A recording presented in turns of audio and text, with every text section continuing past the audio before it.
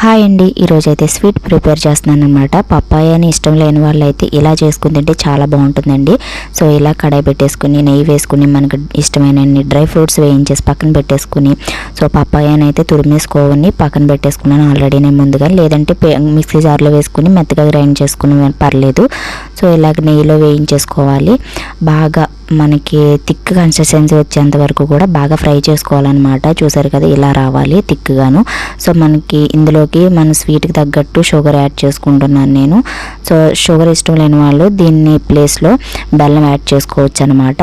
వేసుకొని బాగా థిక్గా వచ్చేంత వరకు కలుపుకుంటారు. ఇలాచీ పౌడర్ వేసుకున్నాను. ఇలా ఒక 5 minutes బాగా ఫ్రై చేసుకున్న తర్వాత సో మనకి బాగా థిక్గా అవుతుందన్నమాట. ఇప్పుడు మనం వేయించి పక్కన పెట్టుకున్న డ్రై ఫ్రూట్స్ని కూడా వేసేసుకొని ఒక 5 minutes కలిపేసుకొని సో బౌల్లో సర్వ్ చేసుకుంటే మనకి టేస్టీ అయిన పప్పాయ హల్వా అయితే రెడీ. చాలా టేస్ట్